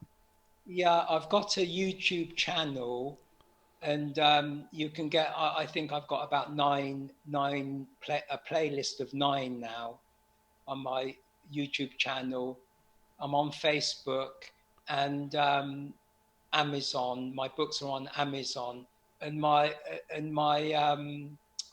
email is david.sr.curtis@outlook.com, and you can find me in those places. David, I've enjoyed hanging out with you, brother. Well, let's do it again soon if we can, man. Okay, nice seeing you. All right, thank you, bro. Yeah, see you. Bye. Bye. David Curtis, ladies and gentlemen. Awesome. Good stuff. Enjoyed that conversation a lot. When we're talking about that stuff, man, I think just talking about those experiences, those encounters and stuff like that, I think that is part of what initiates it. We're talking about people who want to have those encounters in their life. We're talking about how do you do it? Stargazing. There's something that's connected there. Thank you guys for hanging out with me. I'm going to try to get to some of these questions here in the chat room. Phone lines are open if anybody wants to call in. Feel free to use that technology that we have. But let's see. So Ray asked me a while ago. I did see that come by in the chat. You asked me if I've ever done Stephen Greer's meditation. I have. It's a good meditation. We used to do that CE5 initiative meditation before going out to stargaze and trying to make contact. We'd kind of get in that heightened state of awareness. And I remember doing it with a friend of mine out in the field. We were sitting in a vehicle first and getting relaxed, getting into the meditative state before we went into that meditation.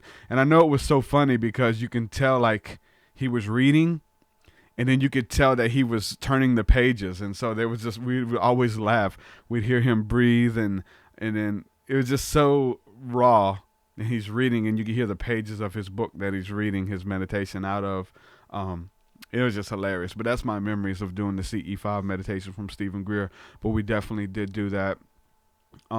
Christy Folks, she asked earlier, she said she wants to be a part of what we're doing with the School of the Mystics, but she isn't able to do it on Thursday nights. There's a lot of people, I've been getting this message a lot of people who support, a lot of people who want to be a part of what we're doing on Thursday nights, but they can't because of a job or, the family things going on. And when they have time to kind of get away, it's during work hours, listening to the podcast, driving, whatever the case is. So I wasn't going to record those because they've been really candid and stuff and personal, but I'm going to record them, and they're going to be available for the patrons. So it'll be in the patron section, essentially because we're doing a course. And if anybody comes in at any time in the course, maybe we have 5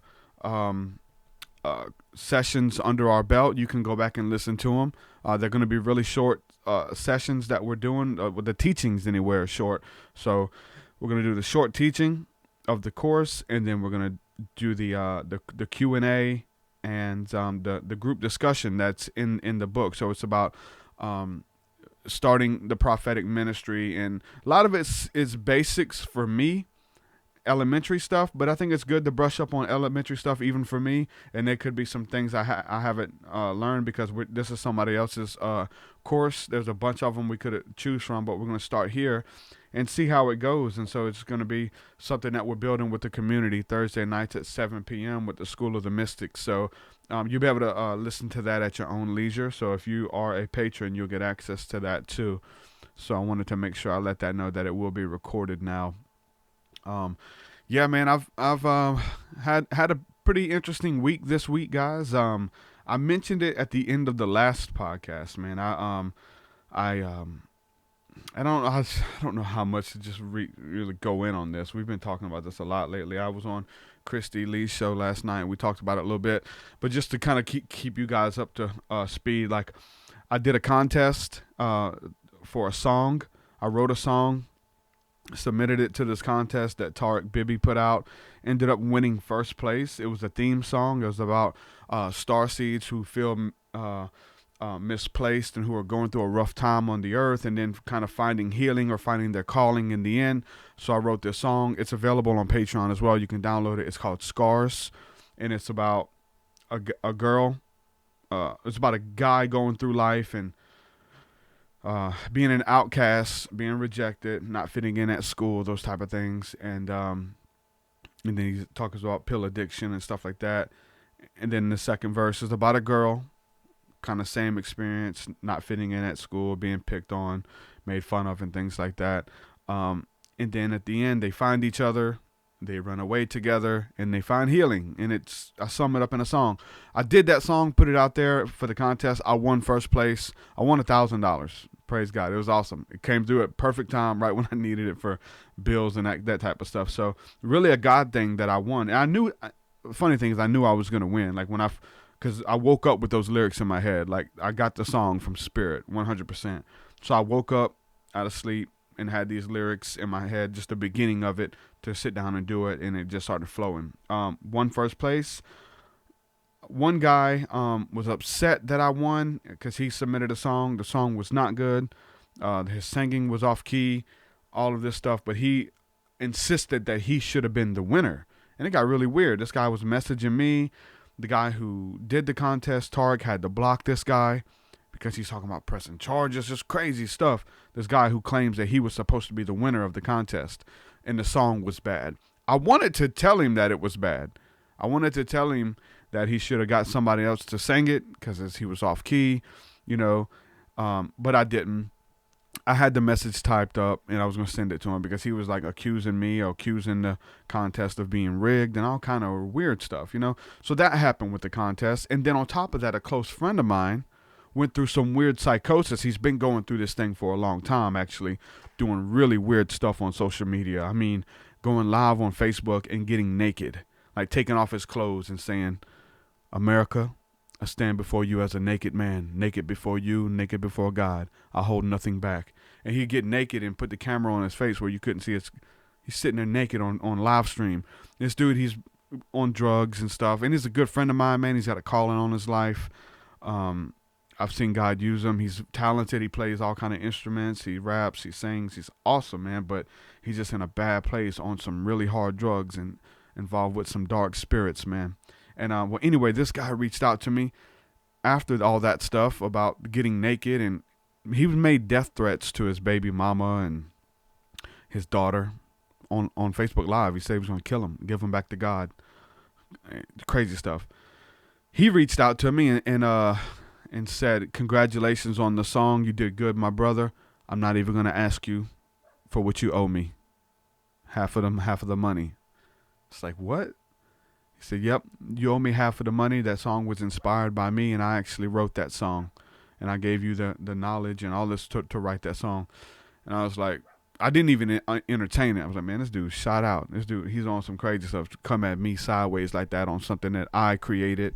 You know what I'm saying? That's just insane. That's the stuff you go through when your mind is on some of these hard drugs. And he just insisted, man. He just kept on, and then he started blowing me up, calling me. I wasn't answering because I was busy at the moment. You need to answer right now. Your life is in jeopardy. I was like, oh my God. You know, he was one of the crazies coming out the woodwork.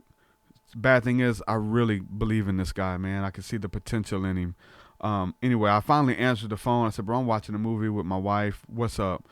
Blah, blah, blah, blah. He just went off on some crazy stuff. And you owe me $500. You want $1,000? I want my money. Like, dude, you're insane, bro. And I just told him, look, you need to get off the drugs. You need to get clean. I love you. Bye. And I just blocked him from all social media, blocked his phone number, all that stuff. So then before he goes and does this long Facebook rant on me and tries to post it in the Patreon, or not Patreon group, but in my on my public group that I have, True Seekers Friends on Facebook, and this long thing talking about I'm a Judas and I stole from him. Crazy stuff.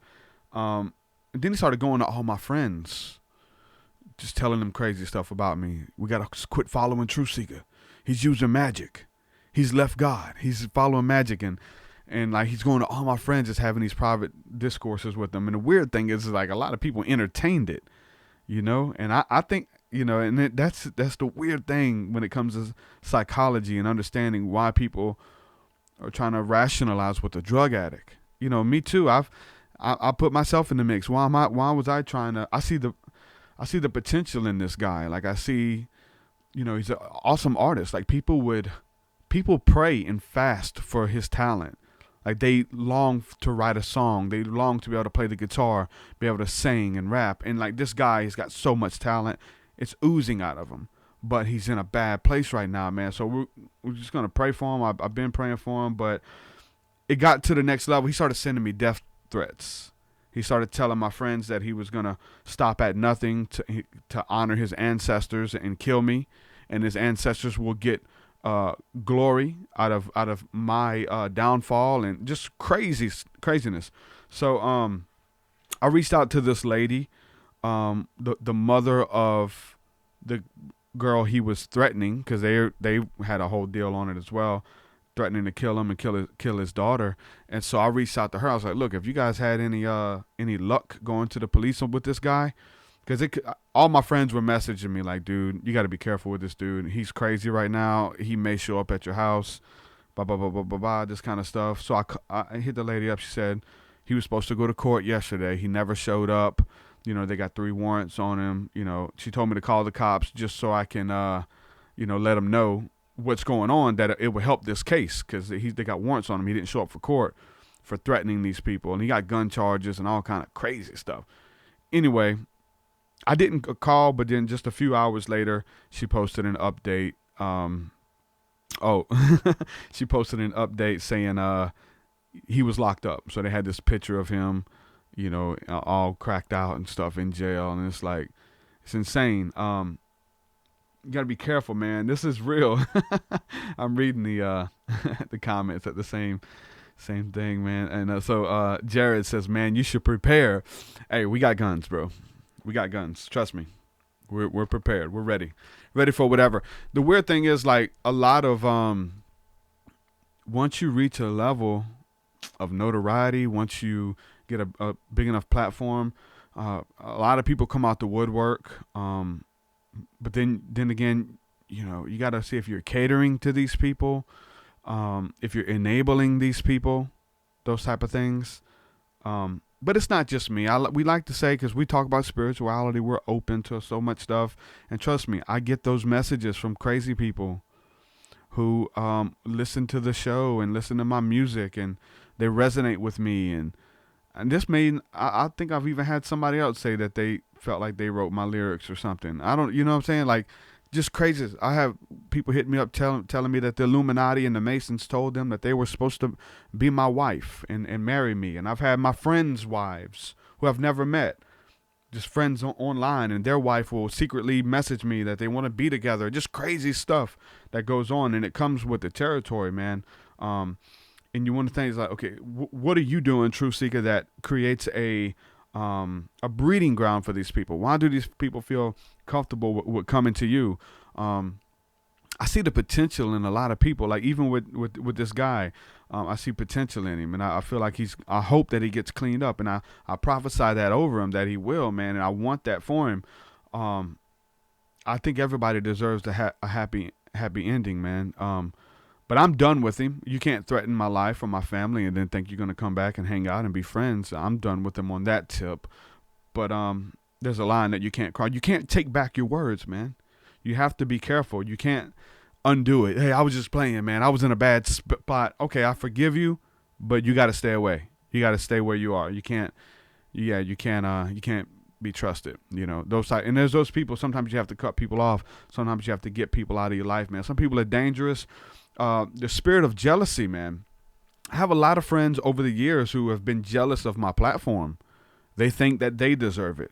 They think that they're more spiritual. They think that they have the right knowledge to share with the masses of this platform that I've built, and they're jealous. I don't deserve the platform. They do.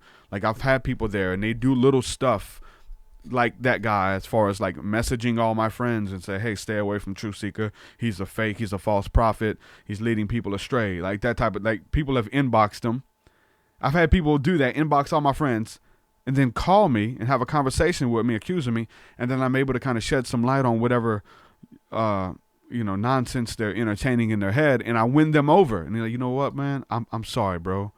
And they go back and they message all the people again, and they apologize and say, you know what, I was wrong about Truth Seeker, this. I've had that happen a bunch, especially with church people. But, creating a safe haven or for these people to thrive in the spirituality, the new age, whatever you want to call it. Like, there's a lot of people who are out there, you know. But guess what? I come from Christianity and the Christian church. And guess what? There's a breeding ground for that too there in the prophetic movements and stuff. And so this is just like a warning, just so everybody get up on their game. Like, we have to really be walking in the spirit of discernment with what we're entertaining and with people, and we allow people to speak into our lives. And that dude reached out to a lot of people. It was weird. The whole thing is just weird in general, that one person would have that much power to go on there and do that and stir up as much stuff as they could. And we have to be careful the stuff we're entertaining, and we're letting these people, we have to move in the spirit of discernment. It was said a long time ago that the guy who led me to the Lord years ago, he went to church, and then there was a guy who came, and he asked him to come to church, so he came and checked out the church, and talking, it was like, man, and then he told him, he said, look, you guys claim to be spiritual. You guys are talking in tongues, praying in the Holy Spirit, healing people, dancing in the church. You guys are just getting into the Spirit of God, but you can't even move in the gift of discernment. He said, what are you talking about? He said, you have registered sex offenders in the church, and you're letting your kids run around, because it's a community effort almost. You're letting your kids run around, and your kids are sitting in the laps of registered sex offenders, and you guys cannot even discern it. You don't even know that, but you're so spiritual, you're so deep, you're so connected with God, or hearing God, or God told me this, these type of things, but you can't discern the pedophiles and registered sex offenders in your church, and your kids are sitting in their lap, and they're sitting on their knees, and they're, playing with the kids in the church. And so that really punched him, man, and hit home with him, and he shared that with me, and it always rang true to me, because I've known stuff like that too, of just these people who go to church and they're accepted, and I've seen, trust me, man, like I've seen so much. There's a lot of delusional people in churches too. There's a lot of them in the New Age movement. There's a lot of them in Islam. Look at what these guys are doing. These people are killing themselves over their religion and killing other people and doing harm to other people, racist people in the Ku Klux Klan, Black Hebrew Israelites, like on every aspect, there's extremists out there. And it's about just trying to find balance and trying to find peace and harmony and be that light unto the world. Like, that's essentially what it's about. But in the midst of that, we have to be careful. We have to use discernment. Pray for discernment. That's a spiritual gift. Like, in your spirit, you can know that, hey, this isn't right. God will tell you stuff about people. I mean, that's what we're going to be speaking on the School of the Mystics tonight, is how to hear that voice of God in your life for what people are going through. Business decisions, relationship decisions, like hearing God, being able to discern the spirits that are on other people. Like, you can do that. That's part of it. It's very practical. It's practice. This isn't just theories and cool stuff or what if it's real. No, this stuff is real. It's tangible. And if it's not, if you can't apply it to your life, if it cannot help you or the people around you, then I really don't want to talk about it. And so there's somewhat of a tangible experience in every one of these interviews that I do. I try to take something from it. I mean, even this discussion with David Curtis today, it's like this guy's 73 years old, and to see where he is and to see his life's path, very similar to mine. Like those experiences he's had and the conclusions he's come to, and it still seems like he's just still seeking, like, now what is the thing? Like, what's the absolute? I think I found the absolute. Like, I think I know what it's about. For me, it's simply knowing God and making him known, letting people know about this gospel, that God loves you and he's got a plan for you, and you can encounter God, that you have a purpose for your life and a plan for your life. And in that and through that, there's so much other stuff. Whatever your life calling is to be, whatever you desire to do with your life, all of that stuff is kind of woven throughout that message. But the message is an empowerment of the good news, man. And so that you're not alone, right? And so, like, that's my end all. Like, that's my agenda in the midst of having these conversations with people, is to share my story and see how it relates, and really get deep down into the essence of the mind, of the psyche, and what people are going through, and people who need help. People like this guy who sent me death threats and stuff like that. I try to put myself out there, I try to put myself, and I have discernment with them. That's my problem, and not just me, but most of the people I run with in my circle, is that we have compassion for others. We know that the churches have kicked these guys out. We know that they've been booted from society and they're outcasts. But hey, those are the people that God uses, man. So we have a compassion for them, and because we've been there, we've been blacklisted, and I don't want to kick this guy while he's down. I've been there. I've got the karma to prove it. I've done that to people, and it's been done to me, and I would not wish that upon anyone. That's why I try to go above and beyond to extend my hand. But you bite me when I extend my hand out there, then we're done. I can't mess with you. I can't, like, if I go out there and pick up a snake and the snake bites me, who's to blame, me or the snake? Especially if I go out there and do it again, keep getting bit by the same snake. No, you got to use wisdom and discernment, man, with all things. The scriptures is deep on this. And the scripture talks about giving people over to Satan. Let that sink in. What does that mean? Giving them over to Satan. It's really just pulling your hands back. Look, man, it's you and God. You and Satan, essentially. Like, I'm going to have to give you over to what's ailing you, and let you deal with that for a while and see what happens, and see what you come to. And God has a way of wooing the hearts of people and setting up situations and sending demons into your life and downfall and things to let you know that he's the way. Like, he's the only place you're going to find serenity and solace is in him, this relationship with God. And that's what it's about. So with this brother, I pray for him, I release him, all that stuff. And I believe that, I want his best days to be ahead of him. I want him to get clean. I want him to be happy. I want him to be in his kid's life and things like that. I hate the fact that everybody, doesn't get the happy ending, which I was talking about. I believe in that. I fight for that. I don't live for the moment. I try not to. I try to make every decision with the future in mind, of my future, of my daughter, my wife, my friends, my family, even myself, to kind of set myself up of like planting something today that comes into manifestation, like building the life that we want, the vision that we have of ourselves when we go into meditation. And you get these visions of yourself and what you want to do and why you're here. What is my purpose? And then you're so far removed from that purpose that you see yourself in the astral realms. It's like, okay, what can I do to achieve that? What can I do to actually tap into that? And there's things, practical things you can do to be whatever you want, whatever you're called to be, and aligning yourself with the universe or with God. God works with you. He doesn't work against you. He doesn't, he's not mad at you. And we talk about the universe and God. That's a whole nother thing too. I've been just kind of contemplating.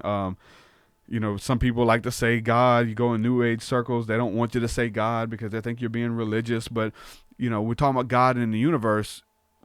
We're trying to use it interchangeably, but I don't think it's the same thing. I think that God created the universe.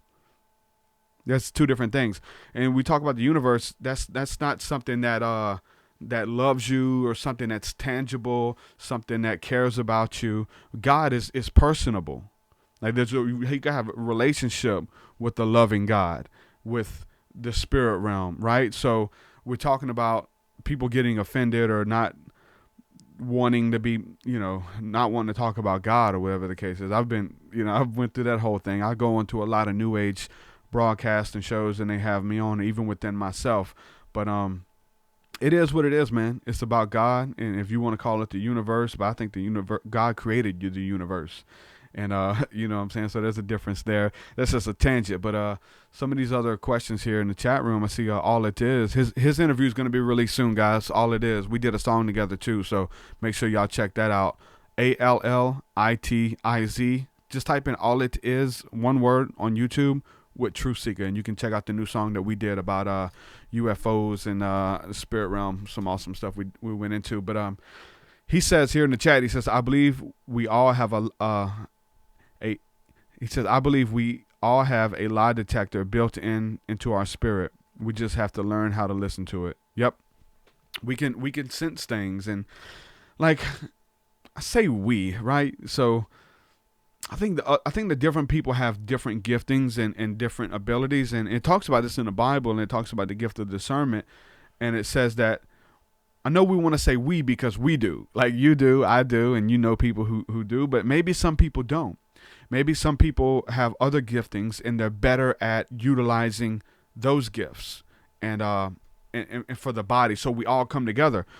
Okay, True Seeker and All It Is, you guys are good at discernment. Here's somebody else who's good at speaking. Here's somebody other who has a gift of planning and bringing people together. All of these are gifts within the Bible. The gift of administration, making things happen, the gift of healing, the gift of prophecy, the gift of speaking in tongues. Obviously, I think we all can kind of tap into all of those areas, but we talk about the body when we all come together, and all of us are good at these things. Trust me, when the church in the book of Acts, this is what they did. They were all good at these different things. They came together and they functioned, and they changed the generation. They changed everybody they came in contact with. It was not like an agenda-driven thing of, hey, look at me. Some of that came into play, but they addressed it, and they dealt with it, and they did it the best way that they knew how. But we're talking about spiritual giftings. We're talking about some people good at divination, of tapping into the spirit realm, casting lots, and these spiritual practice and this whole artillery that they had, man. And when they rolled together and they were on one accord, you couldn't stop them. And we can still build like that. We can work with that when we come together on one accord. For one man, True Seeker or whoever show or podcast or teacher you listen to who claims to have it figured out and they want to be the master teacher. Some people call themselves the master teacher. I've been getting a lot of links from this guy out there. He calls himself the master teacher, and I've known many master teachers on YouTube. But it's about a community, man. Anytime that one man is exalted, anytime that, even like in a church setting, when the pastor is the go-to guy, well, my pastor said this, my pastor's the man of God over my life, blah, blah, blah, blah, blah. That's demonic. It's straight demonic. You can learn from that person. He could be a shepherd, but really, essentially, God, the Holy Spirit, Jesus is the shepherd. But it's when we come together, when we all come together, it's about a community. It's about the body of Christ. It's about the flower of life, all of us being an expression of God. And when we come together, we formulate the body of Christ on earth, the body of love, right? The body of what it says that if two or three gather in my name, there I am in the midst. So as you come together, you essentially formulate Jesus on the earth. You are the manifestations of the sons of God. That's what it's about. It's about coming together. It's about walking in the spirit of unity, in the spirit of love, man. I wanted to kind of give you guys some insight on what I've been going through this week. Also, too, maybe I want to speak on this too. This is for the fathers out there and the mothers too. But there's something, I've got this on my wrist for you guys who can see this on the video end. But I've got a pink tag on my wrist that says "Get Air." Something I want to encourage you guys, man. This stuff is practical, man. There's something that I do that I want to pass down to you guys to do if you don't. At least one day a year, I take my daughter out to something I call Daddy Daughter Day. And it's usually check her out of school. I'll let her go for a couple hours, and she doesn't know it. I have this day planned where I pick her up. We go ride go-karts. We go have lunch at somewhere special, and we go to the movies or whatever the case is. But I did one yesterday, or the day before. And so I wanted to talk about that a little bit. I want to talk about that to encourage you guys to do this. Whether if you're a father or if you're a mother, spend a few dollars. It ain't got to be. You can do it for less than $100, man. Just to spend time. I mean, do it and even go on a walk, go on a nature hike. You know, on just like a beautiful day, check them out of school. Go spend time with just you and them. Not both parents, just one. And so, go get your kid, take them out. Day before yesterday, I took my daughter, went and got her. We went and got some lunch. Had a good lunch. Then we went to this place called Get Air, which is a trampoline spot, and we went there and. I wanted to plan it. I was trying to plan it out with a movie because there was a movie I wanted to go see and take her to the spot. But we went there to jump on these trampolines, this trampoline park, and we were the only people there. We went there right when it opens. I mean, how many kids are there at noon, on a Tuesday? So we went to the trampoline park and we jumped. We had the whole place to ourselves, man. This whole trampoline. It was $20. I think it was $20, like $26 for us to do that. We went there and spent an hour, and then we went and seen a movie, and then went and got ice cream or whatever. But it's just something like that I just encourage you guys, man. This stuff is practical. Just, time is precious. Time is of the essence as well. And I want to encourage you guys to do that. Go check your kid out of school one day, man. It don't take a lot of money, so even if you ain't got no money, man, you can go for a walk. You can go to the park and just get on the slide, whatever it is, man. But this stuff is practical, man. So I'm reading all it is. He says great idea. I'll do it with my 5-year-old soon. He says we got to get air in Michigan too. Might have to try that. Much love, Truth. Yeah, do it when nobody's there too, man. So it's not crowded and kids are just knocking everybody down and all that kind of stuff. But it was fun just to have the whole place to ourselves, man. And I try to do it once a year, every year. It's not planned. She don't know it. It's a surprise. She comes. She's in school, comes out, it's like, here, we're going.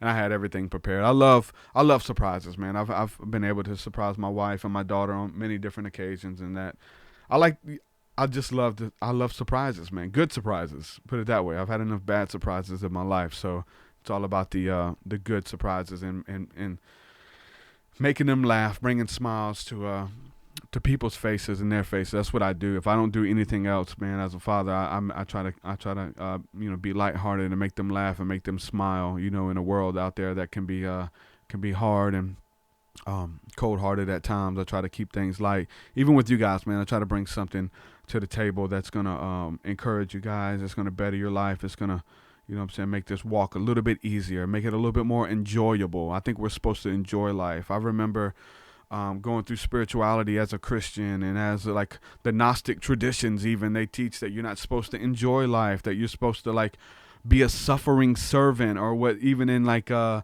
5%ers they call the poor righteous teachers, and that was like, I thought that's what you had to be. You couldn't enjoy life. You weren't supposed to have money. You weren't supposed to have wealth or be happy and stuff. But that's demonic, man. It's not of God, man. Everything is beautiful, to enjoy everything in life. But to really reach that spirituality where you can go out and just sit in nature and be okay, where you can go and do that walk with your family or walk through the forest in the cool of the day and just enjoy it and feel connected with everything there, man. Spirituality lets you do that, and to know that you're one with all creation, with God, the Holy Spirit, which is there with you, with your breath as you're able to breathe in out in nature. Maybe even we went hiking. I remember I take my shoes off and I go barefoot hiking with the family, and we just connecting with the earth and the energies, getting grounded, putting our feet on the ground, like really connecting. It don't cost money. Like, it's free to do a lot of this stuff, man. And that's what it's about, man. To be to live in the moment, because that's all you have. You don't have tomorrow. You don't have yesterday. Yesterday's gone. But to be in the moment, like I always point out, Eckhart Tolle is a millionaire off of teaching people how to live in the now moment and how to find that power in the now moment. That's why I talk about meditation. It's about focusing on the moment. We go into those realms. We get the vision for ourselves in the now moment. There is no tomorrow.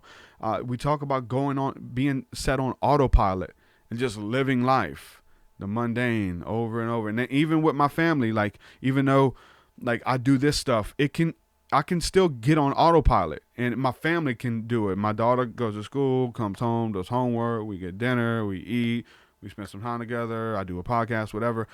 And it can be monotonous. You get into the monotony of life. So you got to switch it up. You got to grab it and shake things up, even for yourself, man. Turn that autopilot switch off. I did it for years when I was working, and weeks would pass, man. And I'm just like, just going, just living, just doing it. And a lot of times it would come to play because it would make it worse, because I would have something I was looking forward to a month out, 2 months out, 6 weeks from now. Whether it's Christmas, you get close to Christmas, you're like, man, I can't wait till Christmas, or your birthday, or you going to a concert, and you get on autopilot because you want that event to come quicker. So you have to shake yourself. You have to get out of that autopilot and don't let the moment pass you by, to be present in the moment and make those memories, man. Like make those memories. That's what it's about. And I have to. It's a stump, man. It's a slump to fall into. I've gotten there, and then it's mindfulness, meditation, all of that helps to do that, and just to walk in gratitude. Start looking at your life and just find the things in your life that you can be thankful for. Starting with your breath. Take that deep breath in. Holy Spirit. A lot of times I can take that breath and I just feel the Holy Spirit when I breathe. It's the breath. It's the pneuma. It says Jesus breathed upon his disciples. They received the Holy Spirit. We can tap into the breath. That's the life force. Without that breath, you don't exist. You're not animated. This is the breath that animates all life. So it's as simple as that, being thankful for every little thing that we have, and just our limbs, our health, our family, our friends, whatever you have in your life that you're thankful for, man, to really sit in awe of that, and then to even speak it out, express it. Like we said, we're not talking about a theory. We're talking about, or just a God who is distant. We're talking about this relationship with the Creator that longs for a relationship with you, that wants to hang out with you, that wants you to tell him or it your feelings or your fears and confess your faults to him, so he can take them. He takes all that, man, and that's what it's about. So let me see. So yeah, thank you everybody who's supporting my work. Lil T in the chat room, Andrew Jackson, Christy Folks, All It Is, Phono Matrix, everybody, Chris Garner, which Chris Garner's been hanging out for a while too, Everett, Kathy, Catherine, Kathleen, a little bit of everybody, man. Thank you guys for hanging out with me today. Thank you again for supporting my work. I couldn't do it without you. A little bit goes a long way doing this stuff. You guys know I do the podcast. It's free to consume. I used to do an hour free, and then the second half was for paid members. But now, like, I just do the whole thing free.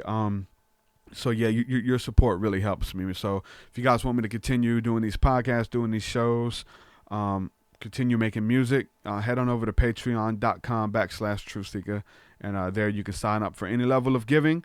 Got my music there. All the new music that I'm working on, it's already available. If you're a patron, I got a new album coming out. The pre-order is available now. You get entered into a contest to win this big wall flag, and I'm signing every pre-order that comes through. So the album will be released on April the 20th. We're also doing a album release party. So if anybody wants to come to the concert that we're doing, I'll be performing live, and it's a free concert. It's at a house. It's going to be awesome. House shows are amazing. Haven't done one in years, but it's going to be awesome. So the show is free. Just get you room and you know what I'm saying? Rent a room, pay the gas, and come down. Like, I got friends driving over 8 hours to come to be here from Orlando. It's going to be fun. If you guys want to hang out, you want to meet, you'll get the chance to do that. So April the 20th. All the info is on my website, truthseeker.com. There's also some new merch on there. I don't promote the merch too much, but I do have t-shirts and things available promoting some different songs that I have. And even there's a Truth Seeker podcast t-shirt and some quotes and stuff like that from my lyrics. So all that stuff's available on my site as well. And so if you want to support, buy a shirt, all that good stuff. With that, I'm going to say peace and shalom. I enjoyed this episode. Got some more stuff lined up for you guys. And thank you guys for the support. With that, peace, shalom, God bless. Your way so much higher than mine, so much higher than mine, so much deeper than mine, so much deeper than mine. Well, that does it for this episode, folks. To hear more episodes of the Truth Seeker podcast, head over to truthseeker.com. And if you're wanting to support the show and get rewards, go to our Patreon page at patreon.com/truthseeker.